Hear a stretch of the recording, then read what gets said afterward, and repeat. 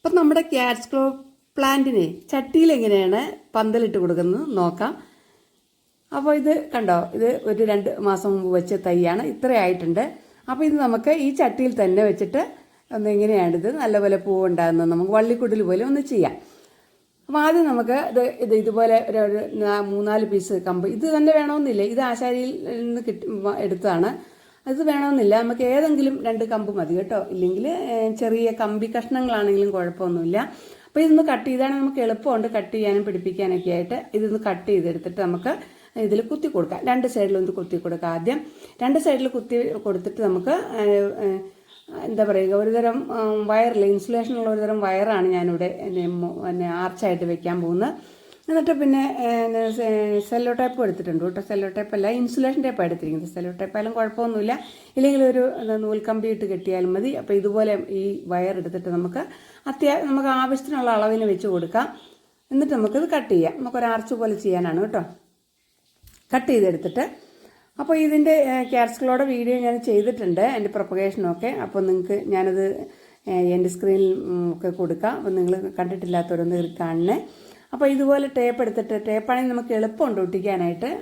അത് വെച്ചിട്ടൊന്ന് ഒട്ടിച്ച് കൊടുത്താൽ അപ്പം തന്നെ നമ്മുടെ പണി കഴിയും. വളരെ ഈസി ആയിട്ട് ചെയ്യാവുന്നതാണ്.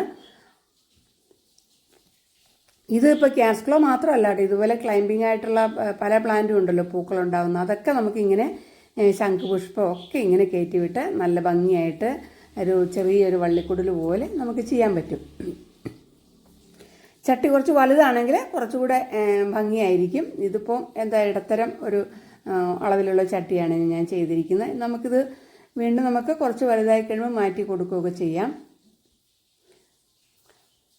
അപ്പോൾ നിങ്ങൾ ഇതുപോലെ ഉള്ള പ്ലാന്റ് ഒന്ന് ചെയ്ത് നോക്കണം. ചെയ്ത് നോക്കിയിട്ട് നിങ്ങൾക്ക് ഇഷ്ടമായെങ്കിൽ നിങ്ങൾ ലൈക്ക് ചെയ്യണേ. അതുപോലെ തന്നെ കൂട്ടുകാർക്കൊക്കെ ഒന്ന് ഷെയർ ചെയ്ത് കൊടുക്കണം. നിങ്ങളുടെ അഭിപ്രായങ്ങൾ ഒന്ന് കമൻറ്റുകളായിട്ട് അറിയിക്കുകയും ചെയ്യണം. അതാണ് അത്രേ ഉള്ളൂ, നമ്മുടെ പണി കഴിഞ്ഞു കേട്ടോ. ഇനിയിപ്പോൾ നമ്മൾ ചെടി വള്ളി പിടിച്ചൊന്നും കൊണ്ട് കയറ്റി വെച്ച് കൊടുത്താൽ മതി. ഇത്രയും ചെയ്താലും മതി. ഇങ്ങനെയായാലും നല്ല ഭംഗിയാണ്. ഇല്ലെങ്കിൽ നമുക്ക് നേരെ ഓപ്പോസിറ്റ് സൈഡിലും കൂടെ ഇതുപോലെ 2 കോല് കുത്തി കൊടുത്തിട്ട് അവിടെയും നമുക്കൊരെണ്ണം വയ്ക്കാം. എന്നിട്ട് രണ്ടും കൂടെ അവിടെ ഒന്ന് ജോയിൻ്റ് ആക്കി കൊടുത്താൽ മതി. ഇടയ്ക്കൊക്കെ ഇത്തിരി എല്ലുപൊടി ഒക്കെ ഇട്ട് കൊടുത്താൽ ഇത് നല്ലതുപോലെ പൂക്കളുണ്ടാവും കേട്ടോ. എപ്പോഴും പൂക്കളുണ്ടാവും. ഇത് സീസണിലാണെങ്കിൽ നമ്മൾ വളം ചെയ്ത് കൊടുത്താൽ മതി. ഇടയ്ക്കിടയ്ക്ക് കണ്ടാൽ അത് ഇത്രേ ഉള്ളൂ. നമ്മുടെ ഭംഗിയായിട്ട് ഇത് കയറി ഒരു മാസം കൂടെ കഴിയുമ്പോൾ ഇത് നിറച്ച് പോവുക. അപ്പോൾ ഞാൻ വീണ്ടും ഇത് കാണിച്ചു തരാം കേട്ടോ, എങ്ങനെയാണ് ഇതിൻ്റെ ഗ്രോത്തും അതിൻ്റെ പൂക്കളെന്നൊക്കെ. ഇതാ ഉണ്ടോ, നല്ല രസമില്ലേ? വീണ്ടും നമുക്ക് മറു സൈഡിലും കൂടെ ഇത് കുത്തി കൊടുക്കാം. അപ്പോൾ പൂക്കളുണ്ടായിരുന്നു ഒരാഴ്ച കഴിഞ്ഞ്, അല്ല മുട്ടുണ്ടായിരുന്നു ഒരാഴ്ച കഴിഞ്ഞപ്പോൾ ഇതേ പൂക്കളൊക്കെ പതുക്കെ ഒരു പൂവിനകത്ത് വിരിഞ്ഞിട്ടുണ്ട്. കണ്ടോ, അതാ ഇതിപ്പോൾ 4 സൈഡിലും കമ്പ് കുത്തിയിട്ട് വെച്ചതാണ്. അടുത്ത നല്ല വീഡിയോ നമുക്ക് വീണ്ടും കാണാം. Thanks for watching.